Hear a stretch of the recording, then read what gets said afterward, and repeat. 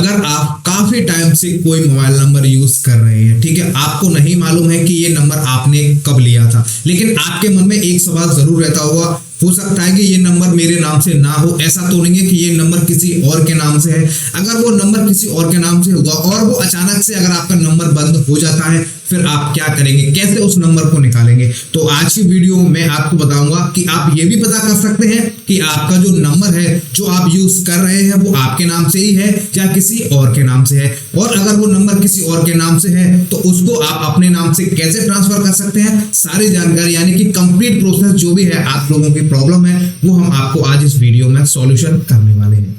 मान लीजिए कि आपका कोई नंबर है 10 साल पुराना है, आप उसको यूज कर रहे हैं, आपने हो सकता है अपने नाम से वो नंबर लिया हो, लेकिन किसी कारणवश कोई मिसमैच हो गया, आईडी गलत हो गई, तो वो नंबर हो सकता है किसी और के नाम से आपका एक्टिवेट हो जाए। हो सकता है आपका नंबर चल भी रहा हो, कोई प्रॉब्लम भी नहीं आई हो, आप कंटिन्यू उसको यूज कर रहे हैं, लेकिन अगर अचानक कंपनी ने उस नंबर को बंद कर दिया और आप लोगों को पता चले कि वो नंबर तो आपके नाम से है ही नहीं, फिर आप ऐसे में क्या करेंगे? तो मैं आपको दो तरीका बताऊंगा जिससे कि आप ये पता कर सकते हैं, पहली बात कि आप जो नंबर यूज कर रहे हैं वो आप ही का है या किसी और के नाम से चल रहा है। देखिए पहला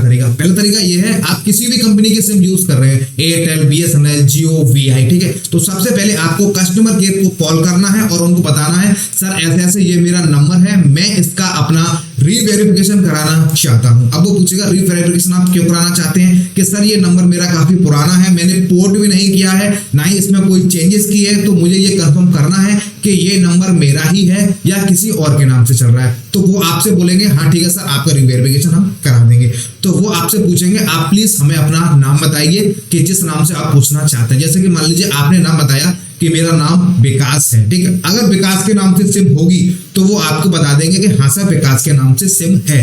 और अगर वो विकास के नाम से सिम नहीं होगी तो वो आपसे मना कर देगा कि नहीं सर ये विकास के नाम से सिम नहीं है, लेकिन मैं आपको जिसके नाम से सिम है वो मैं आपको नहीं बता सकता हूँ, ठीक है। मान लीजिए अगर आपके नाम से सिम है विकास के नाम से, फिर आपको ये भी कंफर्म करना है कि सर एड्रेस मैं आपको बता रहा हूँ क्या यही एड्रेस पे डाला हुआ है। अगर विकास के नाम से सिम होती है और आपने जो एड्रेस उनको बताया है वो वहां पे मैच करता है, तो यानी कि आप कंफर्म हो जाइए कि ये नंबर आप ही का है और आप ही के नाम से चल रहा है, फिर आपको कोई भी टेंशन लेने की जरूरत नहीं है। अब दूसरी कंडीशन मैंने आपको बताया, आपका नंबर है लेकिन आपके नाम से नहीं है और वो आपको बता भी नहीं रहे हैं कि किसके नाम से है। उस कंडीशन में आपको क्या करना होगा, आप जिस किसी भी कंपनी की सिम यूज कर रहे हैं वहां पे आपको जो भी स्टोर है, लोकल स्टोर है, वहां पे आपको जाना है और उनको बताना है कि सर देखिए ये नंबर है, मैं इस नंबर को पिछले 10 साल से जितने भी साल से यूज कर रहा हूँ वो आपको बताना है,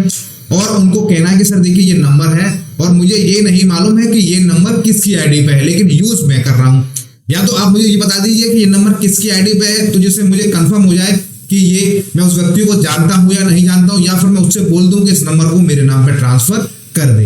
दूसरा तरीका, अगर वहां पे भी आपको मना कर दिया जाता है कि नहीं हम सिक्योरिटी रीजन की वजह से आपको नहीं बता सकते हैं कि ये नंबर किसका है, तो उस केस में आपको क्या करना है, वो नंबर आप अपने नाम पे कैसे ट्रांसफर करा पाएंगे? देखिए पहला तरीका तो ये है, अगर नंबर चालू है आपका एक्टिवेट है तो आपको कुछ नहीं करना है, सिंपली आपको अपना नंबर किसी भी कंपनी में पोर्ट करा लेना है। आप जिस कंपनी में फिलहाल यूज कर रहे हैं उस कंपनी को छोड़ के आप किसी भी दूसरी कंपनी में उस नंबर को पोर्ट करा सकते हैं और आपको अच्छे अच्छे ऑफर भी मिलेंगे पोर्ट कराने पर, ठीक है। अगर आप पोर्ट कराना नहीं चाहते, आप चाहते हैं कि मैं उसी कंपनी में उस नंबर को रखना चाहता हूं, तो फिर आपको ओनरशिप लेनी पड़ेगी। ओनरशिप लेने के लिए प्रॉब्लम यही है, जिसके व्यक्ति के नाम से वो सिम है उसको वहां पे आना पड़ेगा, वो अपने नंबर को आपके नाम पे ट्रांसफर करा सकता है, लेकिन उस कंडीशन में आप लोगों को पता होना चाहिए कि वो नंबर किस व्यक्ति के नाम से है, कौन उस नंबर को यूज कर रहा है, ठीक है। अब आपके पास दो तरीके हैं, आप चाहे तो उसको पोर्ट करा लीजिए या फिर आप उसको ट्रांसफर करा लीजिए, ठीक है।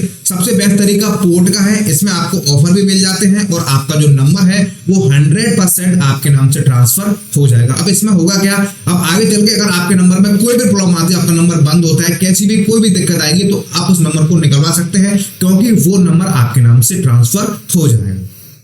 तो आप लोगों के बहुत ज्यादा सवाल थे कि सर ऐसे ऐसे मेरा नंबर बंद हो गया है मुझे नहीं मालूम कि ये सिम किसके नाम से है, मैं काफी टाइम से यूज कर रहा था, तो मैंने आप लोगों के जो भी सवाल है, जो भी आप लोगों के क्वेश्चन है, उसका मैंने आपको आंसर दे दिया है। और इसी तरीके से आप किसी के भी नाम की सिम यूज कर रहे हैं, आप लोगों को नहीं मालूम है, आप उसको अपने नाम पे ट्रांसफर कर सकते हैं, इसमें कोई भी प्रॉब्लम नहीं है। जब नंबर आप यूज कर रहे हैं तो आप उस नंबर को आसानी से अपने नाम पे ट्रांसफर करा सकते हैं। प्रोसेस मैंने आपको बता दिया। सबसे बेस्ट तरीका पोर्ट का है, आप MNP करा सकते हैं। दूसरा तरीका NOC ट्रांसफर का है, जिसमें आपको जिसके नाम से सिम यूज कर रहे हैं उस व्यक्ति को वहां पे जाना पड़ेगा। तो आप सबसे बेस्ट तरीका है पोर्ट इस नंबर को करा सकते हैं।